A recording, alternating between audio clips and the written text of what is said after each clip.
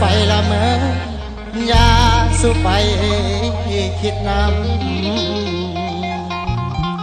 ปล่อยมันไปตามกรรมตามบุพเพกำหนดไว้ให้มันให้เจ้าผู้เดียวผู้ใดใจสละโนโคตรเลี้ยวให้เจ้าปล่อยเด้อเขาไปโอ้เสด็จใจเด้อนึกว่าเขานอตายแล้วนึกว่าเขานอตายแล้วเอาฟ้อนเด้อในตัว